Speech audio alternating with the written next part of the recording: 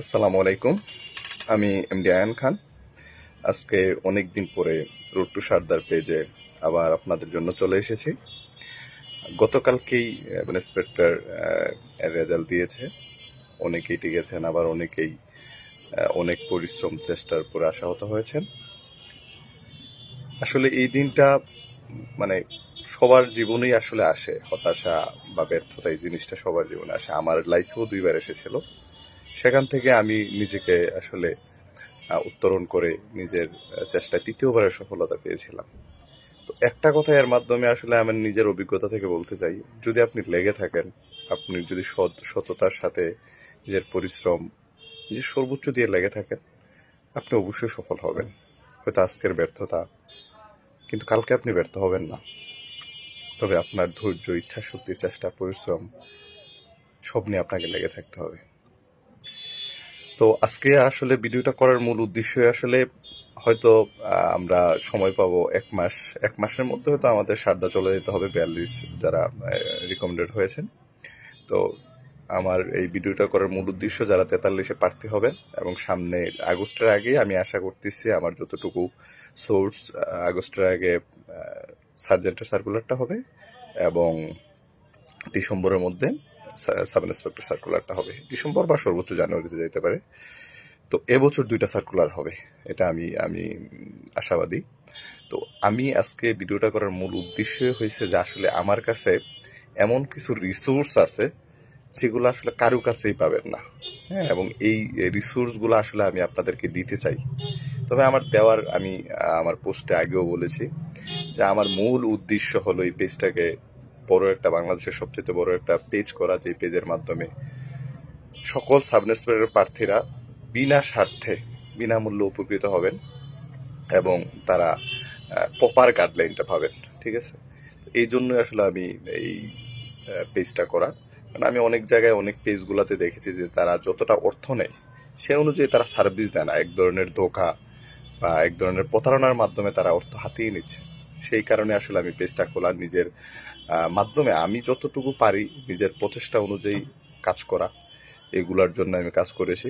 বিগত ভাইবার জন্য আমি অনেকগুলো পর্ব এবং কোর্স চালু করেছিলাম, ওইগুলোতে আমার যথেষ্ট সময় গেছে। তারপর আমি চেয়েছি আপনাদের যাতে উপকার হয়। অনেকে হয়তো উপকৃত হয়েছেন। তো আমি এই যে কোর্সটা চালু করতে যাচ্ছি, 43 যারা প্রার্থী হবেন এবং 27 সার্জেন্টের আগস্টের টাইম ফ্রেম ধরে আমি আসলে কোর্সটা চালু করতে যাচ্ছি। এই কোর্সের আমার মূল প্ল্যানটা একটু শেয়ার করি। 100টা পর্বের মাধ্যমে আমি এই কোর্সটা শুরু করব এবং আমি পেজে যা দিব এর বাইরে হয়তো আপনি কোনো বই পড়তে হবে না, জাস্ট ম্যাথরা হয়তো করা লাগতে পারে। তো আমি প্রশ্ন এবং আনসার দুই জিনিসটাই আমি দেওয়ার চেষ্টা করবো, যার জন্য আমার অনেক সময় যাবে। তবে হ্যাঁ, আমি কিন্তু 43 সাব ইন্সপেক্টর প্রার্থী যারা হবেন এবং 27 সার্জেন্ট, আপনাদের জন্য আমি যা দিব, ঠিক আছে, এটা আসলে আপনারা কোনো মূল্যায়নে আপনারা এটা ফেলাইতে পারবেন না।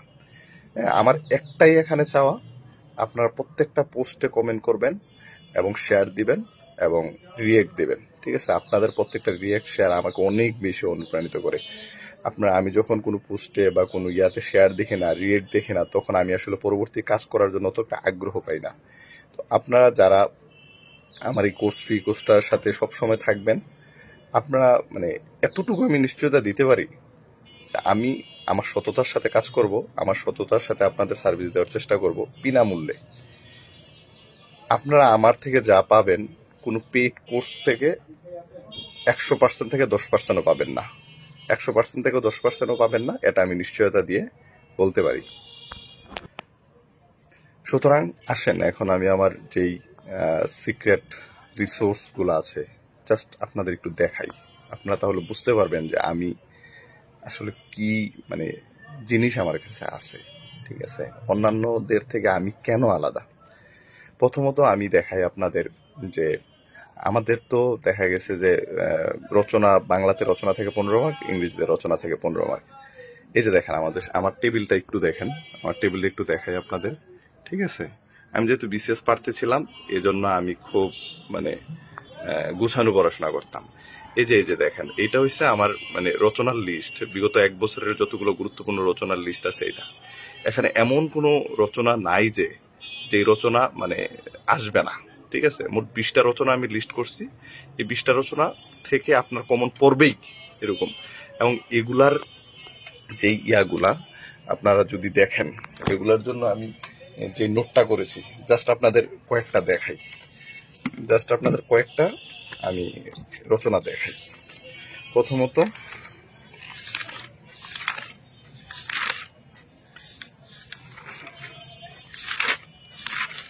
দেখেন, এখানে আছে বাংলাদেশের যে পোশাক শিল্প। আমি কি করেছি, প্রথমেই একটা ইংরেজি প্রবাদ বাক্য দিয়ে আমি মানে শুরু করেছি রচনাটা। এবং দেখেন আমার ডাটাগুলো দেখেন, এখানে একটা কি আছে, এখানে একটা চিত্র আছে, ঠিক আছে, এখানে একটা কি আছে দেখেন, এখানে একটা টেবিল আছে, ঠিক আছে। তো এই টেবিল রিসোর্স গুলা আমি কত মানে অ্যানালাইসিস করে যে তৈরি করছে আপনাদের ধারণার বাইরে। এই যে দেখেন এখানে একটা টেবিল, এই যে একটা দেশে অর্থনীতির পোশাক শিল্পের গুরুত্ব, এইটার মিনিমাম 20 থেকে 25টা পয়েন্ট আছে। এবং প্রত্যেকটা পয়েন্টে আপনি দেখতে পারবেন যে কতটা তথ্য দিয়ে তৈরি করা, জাস্ট দেখেন, ঠিক আছে। এই যে দেখেন, দেখেন প্রত্যেকটা ইয়াতে সূত্র তথ্য দিয়ে তৈরি করা। এই যে দেখেন, জাস্ট আপনাদের আমি আমার রচনার নোটটা আপাতত 2-1টা নোট দিয়ে দেখাই, ঠিক আছে। এরপরে দেখেন বাংলাদেশের পর্যটন শিল্পের সমস্যা এবং সম্ভাবনা আমি কিভাবে করছি, একটু জাস্ট আপনারা দেখেন। প্রথমে 2টা বাক্য দিছি, মানে 2টা কবিতার লাইন এখানে তুলে ধরেছি। তারপর দেখেন নিচে দেখেন, এখানে একটা জিডিপিতে অবদান, আমাদের যে পোশাক শিল্পের এই অবদানটা তুলে ধরেছি। এরপরে যে দেখেন কর্মসংস্থানের ক্ষেত্রে একটা গ্রাফ তুলে ধরেছি, এবং বিভিন্ন দেশ থেকে কত % বাংলাদেশে আগমন করে সেটার একটা ইয়া তুলে ধরেছি। এই যে দেখেন এখানে একটা মানচিত্র দিয়েছি, কারণ এগুলো আমাদের কি করে মার্কটা অনেক বেশি বাড়াই ফেলে, ঠিক আছে, এটা দিয়েছি। এরপরে দেখেন পয়েন্ট, জাস্ট পয়েন্টগুলো দেখেন। এই যে এখানে দেখেন কয়টা পয়েন্ট, এখানে আছে প্রায় 13টা পয়েন্ট, আর এখানে কয়টা পয়েন্ট আছে দেখেন, এখানে প্রায় 14টা পয়েন্ট। মানে আমি এমনভাবে ডিজাইন করেছি প্রত্যেকটা রচনা, এবং প্রথমে একটা কবিতার লাইন বা প্রথমে একটা উক্তি দিয়ে প্রত্যেকটা ডিজাইন করে আপনারা মানে অবাক হয়ে যাবেন। জাস্ট আপনাকে আরেকটা জিনিস দেখাই, সব রচনাগুলো আমার কাছে খুব সুন্দর মতো আছে। এই যে নারী উন্নয়নের যে নারীর ক্ষমতায়ন নিয়ে একটা রচনা দেখায় আপনাদের, ঠিক আছে। আসলে আমার প্রত্যেকটা নোট এইভাবে করা। এই যে দেখেন এখানে একটা ইংরেজি উক্তি দিয়ে আমি শুরু করেছি নারীর ক্ষমতায়ন নিয়ে। তারপর কি দিচ্ছি, নারীর ক্ষমতায়ন কি আসলে, এখানে দিছি কি ইউএন ওমেনের সংজ্ঞা দিছি। তারপরে এখানে যদি দেখেন বিশ্ব ব্যাংকের সংজ্ঞা দিছি। তারপর নিচে আসেন আরো, এই যে বেগম রোকেয়ার একটা সংজ্ঞা দিছি এখানে। এই পেজে আসেন, এই পেজে কি, এই পেজে আমি তুলে ধরছি যে নারী নিয়ে সংবিধানে যত অনুচ্ছেদ 19 ক এবং 27, 28, 28-2, 28-4, মানে প্রত্যেকটা অনুচ্ছেদ এখানে তুলে ধরছি। এখানে দেখেন নারীর ক্ষমতায়ন আন্তর্জাতিক পদক্ষেপ, ইউএন ওমেন, এমডিজি, এসডিজি, বিশ্ব ব্যাংক, আইএলও, এনজিও, মানে যেই ইনফরমেশন গুলো আপনি পরীক্ষায় দিলে পরীক্ষক মানে অবাক হয়ে যাবে যে একটা ছেলে এত কিছু জানে কিভাবে। এবং নারীর ক্ষমতায়নে দক্ষিণ এশিয়ার অবস্থানটা এখানে দিচ্ছি। নারীর ক্ষমতায়নের চ্যালেঞ্জে কয়টা পয়েন্ট দিচ্ছি জাস্ট দেখেন আপনারা, এখানে 6টা পয়েন্ট, এখানে আরো 4টা পয়েন্ট, মোট 10টা পয়েন্ট দেওয়া আছে, ঠিক আছে। এখানে একটা গ্রাফ তুলে ধরছি। এবং নারীর ক্ষমতায়নের সরকার গৃহীত পদক্ষেপ, এখানে আরো 8-10টা পয়েন্ট আছে, ঠিক আছে। এবং নারীর ক্ষমতায়নে বিগত সরকারগুলোর বিভিন্ন উদ্যোগ এখানে আবার তুলে ধরছি। মানে প্রত্যেকটা রচনা আমি এমন ভাবে ডিজাইন করছি আপনারা অবাক হয়ে যাবেন। জাস্ট আরেকটা সাম্প্রতিক একটা আপনারা দেখায়, আমি সাম্প্রতিক যদি বৈষম্য বিরোধী ছাত্র আন্দোলনকে নিয়ে আমি আপনাকে দেখাই, জাস্ট দেখেন। আচ্ছা, এর আগে আপনাদের জলবায়ু পরিবর্তন নিয়ে আমি একটা দেখাই। এই যে দেখেন, এই যে জলবায়ু পরিবর্তনটা নিয়ে কি করছে, প্রখ্যাত পরিবেশ ডেভিড অ্যাটেনবারো এখানে তথ্য দিছি জলবায়ু পরিবর্তনকে। এখানে আবার ইউএনইপি, ঠিক আছে, জাতিসংঘের বিভিন্ন সংজ্ঞাগুলা তুলে ধরছি। গ্রিন হাউসের একটা এখানে চার্ট তুলে ধরছি, এখানে আবার একটা সুন্দর মতো দেখাই দিছি, ঠিক আছে। ইভেন দেখেন, এবং বাংলাদেশের মানচিত্রের মধ্যে কোন অঞ্চলে কত সালে কতটুকু প্রভাব বিস্তার করবে, যেমন এটা বলা আছে 2000 কত, সমুদ্রের উচ্চতা কতটুকু বৃদ্ধি পাইলে কতটুকু ক্ষতি হবে, চিত্রের মাধ্যমে মোটামুটি বুঝাই দেওয়া আছে। এইভাবে মানে এই যে আন্তর্জাতিক জলবায়ু পরিবর্তন মোকাবেলা আন্তর্জাতিক উদ্যোগ, ধরিত্রী সম্মেলন, রিও 10, রিও 20, প্যারিস চুক্তি, কিয়োটো সম্মেলন, মন্ট্রিল প্রটোকল, এইভাবে বাংলাদেশের ক্ষেত্রে কি পদক্ষেপ নিছে, আন্তর্জাতিক কি পদক্ষেপ নিছে, এগুলো সব তুলে দিচ্ছে। এখানে দেখেন ডাটাগুলো, জাস্ট দেখেন আপনারা। হ্যাঁ, আরেকটা বললাম যে আপনাদের জাস্ট সাম্প্রতিক আরেকটা দেখাই, যে এই যে দেখেন, জাস্ট দেখেন আপনারা আমি কি করছি। এই যে বৈষম্য বিরোধী ছাত্র আন্দোলন বা জুলাই অভ্যুত্থান নিয়ে প্রথমে একটা মানে চে গুয়েভারের একটা উক্তি দিছি। প্রথমে revolution is not an apple that will ripen and fall, it must be achieve. তারপর দেন মাওলানা ভাসানীর উক্তি দিলাম, তারপর সৌরেরদি উক্তি দিলাম। তারপর মানে এখন আবার কি করছে আমি দেখেন, দার্শনিক হেগেলের গাইস্ট থিওরি, এটা আবার আমি ইউটিউবিতে মানে পিনাকি ভট্টাচার্যের একটা থিওরিটা দেখছিলাম, তারপর ওই থিওরিটার একটা আলোচনা এখানে তুলে ধরছি। দেন রবার্ট টেডগার রেভলিউশন থিওরি, মানে এগুলো দিলে হয় কি একটা টিচার যখন খাতা দেখে সে অবাক হয়ে যায় যে একটা ছেলে এত মানে সুন্দরভাবে কিভাবে গুছাইতে পারে। দেন পয়েন্টগুলো তুলে ধরছি, এবং এই যে দেখেন চ্যালেঞ্জ এবং ইতিবাচক পরিবর্তনগুলো তুলে ধরছি। 24 গণঅভ্যুত্থানের সিস্টেমের বিরুদ্ধে এখানে প্রায় 10-12টা পয়েন্ট তুলে ধরছি। তো এই যে দেখেন, তারপর দেশ গঠনে ছাত্র সমাজের ভূমিকা, এখানে পয়েন্টগুলো তুলে ধরছি। তো অন্তর্বর্তী সরকারের চ্যালেঞ্জ এবং সমস্যা সমাধান, এখানে কয়টা পয়েন্ট দিচ্ছে আপনারা দেখলে অবাক হয়ে যাবেন। যদি বলো অন্তর্বর্তী সরকারের কি চ্যালেঞ্জ সমূহ, এই যে দেখেন প্রায় কয়টা 21টা না 30টা, প্রায় 30টা এখানে পয়েন্ট দেওয়া হয়েছে। এবং চ্যালেঞ্জ মোকাবেলা অন্তর্বর্তী সরকারের করণীয়, এখানে কয়টা পয়েন্ট দেওয়া হয়েছে, এখানে প্রায় 13টা পয়েন্ট দেওয়া হয়েছে। এইভাবে আমি প্রত্যেকটা মানে টপিকস ডিজাইন করছি। এবং আন্তর্জাতিক, বাংলাদেশ, এই যে ফিলিস্তিন ইসরায়েল ইস্যু আছে এই বিষয়টাতে এই যে দেখেন মাহাতির মোহাম্মদ কি বলছে, মার্টিন লুথার কিং কি করছে, ইউ কি বলছে। এইভাবে বাংলাদেশ বিষয়বলি যেই টিকা এবং প্রশ্ন, এখানে আছে প্রায় 20 থেকে 25 মার্ক। আন্তর্জাতিক বিষয়বলির যে টিকা এবং প্রশ্ন, এখানে 20 থেকে 25 মার্ক কভার হয়ে যাবে। এরপরে ধরেন আমি জাস্ট আপনাদের দেখাই মেন্টাল এবিলিটির 50 মার্ক। এটা আমি দীর্ঘ প্রায় 10 দিন যাবত রিসার্চ করে এটা তৈরি করছি। এই যে দেখেন এখানে আমি বিগত কোন সালে, ঠিক আছে, মানে কোন টপিক্স থেকে সবচেয়ে বেশি আসছে ওই টপিক্সটাও উল্লেখ করছি। পাশাপাশি এখানে একটা মানে আমার যেই ওভারঅল যে একটা পর্যালোচনা, ঠিক আছে, এই পর্যালোচনা কোন টপিক্সটা বেশি গুরুত্বপূর্ণ এখানে প্রত্যেক সাল ওয়াইজ তুলে ধরছি। এই যে দেখেন দেখেন মোট আমি মেন্টাল 26টা টপিক্স মানে এখানে নিয়েছি। এই যে 1 নম্বর টপিক্স আয়নাও পানিতে, এইভাবে গুরুত্বপূর্ণ দিয়ে 26 রক্তের সম্পর্ক নিয়ে গুরুত্বপূর্ণ হিসাব করে মোট 26টা টপিক্স এখানে নিয়েছি, ঠিক আছে। তো এই মেন্টাল এবিলিটি যদি কেউ পায় আমার এই নোটটা, আমি বিশ্বাস করি সে যদি জাস্ট এই মেন্টাল এবিলিটিটা ভালো মতো 100 প্রিপারেশন নেয় আর 35 থেকে 45 পর্যন্ত বিসিএস রিটার্ন প্রশ্ন সলভ করে সে 50 থেকে 45 পাবে, ঠিক আছে। এইভাবে আমি ডিজাইন করছি। এই মেন্টাল এবিলিটির 50 মার্ক, বাংলাদেশ আন্তর্জাতিক রচনা সহ ওইখানে আরো মিনিমাম 70 থেকে 80 মার্ক দেখাইলাম। এরপরে আপনারা দেখাই যে বাগধারা, ফেজ এন্ড আইটেমস গুলো আমি কিভাবে মানে করছি। এই যে দেখেন আমি খুব নোট করে খুব গুছানো পড়ার চেষ্টা করছি অলওয়েজ। তো এখানে আমি ওইভাবে নোট করে পড়তাম।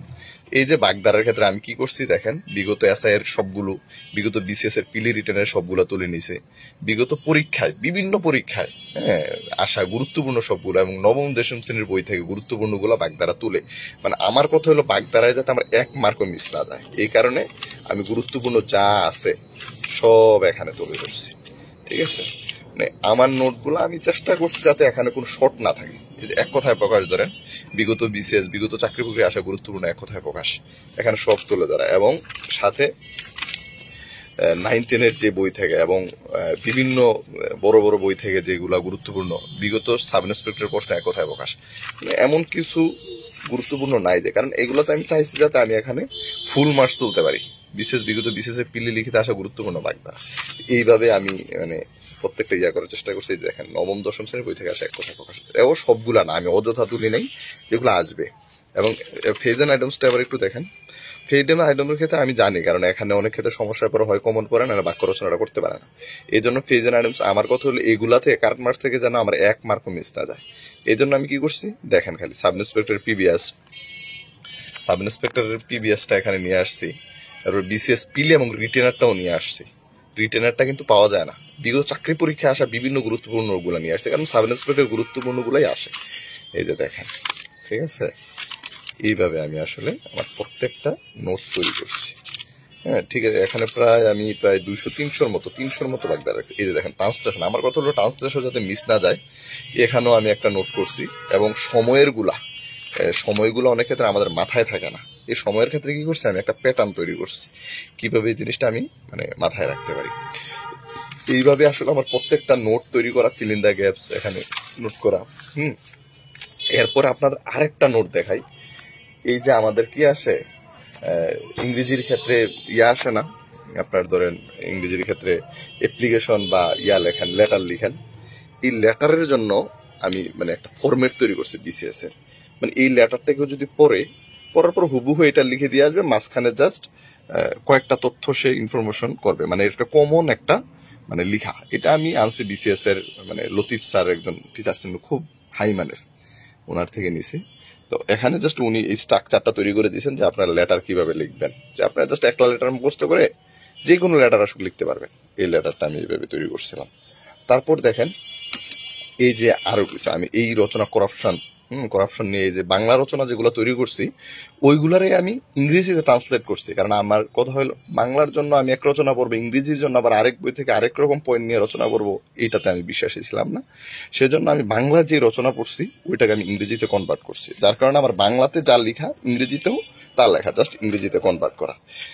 এইভাবে আমার প্রত্যেকটা রচনা এখানে তৈরি করা আছে, প্রত্যেকটা রচনা। ঠিক আছে, এই যে দেখেন এখানে আছে কি ইনফ্লেশন, মানে যেই ইয়াটা দ্রব্যমূল্য বৃদ্ধিটা। ঠিক আছে, এইভাবে প্রত্যেকটা গুরুত্বপূর্ণ রচনাটাকে এই যে এখানে রেমিটেন্স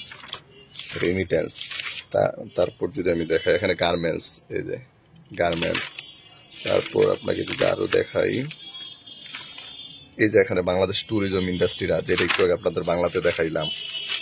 হ্যাঁ, এরপরে দেখেন এখানে আবার এই যে বৈষম্য বিরোধী ছাত্র আন্দোলন, মানে প্রত্যেকটা জাস্ট আমি খুব সুন্দর করে আমি চেষ্টা করছি গোছানো ভাবে করার। এখন আমার লাস্ট একটা জিনিস করার বাকি আছে, এটা হচ্ছে একটা কমন রচনার প্যাটার্ন তৈরি করা। সেটার জন্য আমি কাজ করতেছি, মানে যাতে একটা রচনা, একটা হলো পজিটিভ রচনা, একটা নেগেটিভ রচনা, দুইটা রচনা তৈরি করব। যে এই দুইটা রচনা পড়লে আপনি যেই কোনো রচনা আসুক আপনি এই মডেলে ফালায় লিখে ফেলতে পারবেন। তো আসলে আমার এগুলা করার একটাই কারণ, আমিও একটা সময় চাই এই গ্রুপটাকে অনেক বড় করব, এবং এই গ্রুপটার মাধ্যমে আমি যতটুকু পারি সবাইকে সার্ভিস দেওয়ার চেষ্টা করব, এবং যাতে মানুষ উপকার হয়। তো এগুলো আসলে আপনাদের সহযোগিতা ছাড়া আমি কখনোই পারবো না। আমি যদি আপনাদের সহযোগিতা না পাই হয়তো আমি একসময় হাল ছেড়ে দিব, হয়তো আমি অফ করে দিব। আপনারা যদি সহযোগিতা করেন, রিয়েক্ট করেন, কমেন্ট করেন এবং প্রত্যেকটা পোস্ট পর্ব শেয়ার করেন, তাহলে আমি সেই মানে অনুপ্রাণিত হবো, আমি আবার আপনাদের জন্য সার্ভিস দেওয়ার চেষ্টা করব। আসলে আমার পাওয়ার কিছু নাই, এই পেজ বলেন আপনাদের থেকে আসলে তেমন পাওয়ার কিছু নাই। আমি জাস্ট আপনাদের দিতে চাই, এই গ্রুপটা যত বড় হবে আমি ততই দেওয়ার চেষ্টা করব। আমি অন্য গ্রুপ থেকে মানে জাস্ট অযথা গ্রুপ খোলার জন্য আমি গ্রুপ খুলি নাই। আপনারা যদি সাথে থাকেন, পাশে থাকেন, আপনারা উপকৃত হবেন, এবং আপনাদের উপকারদের জন্য আসলে গ্রুপটা খোলা। আপনাদের একটাই অনুরোধ থাকবে, আপনাদের পরিচিত বন্ধু বান্ধব সবাইকে ইনভাইট করেন পেজটাতে, এবং বিভিন্ন গ্রুপ যেখানে আপনি মনে করেন এই পেজটা শেয়ার করলে অনেক উপকৃত হবে ওখানে শেয়ার করবেন। আর অলওয়েজ আমাকে অনুপ্রাণিত করবেন, আপনারাও উপকৃত হবেন। ধন্যবাদ সবাইকে, আসসালামু আলাইকুম।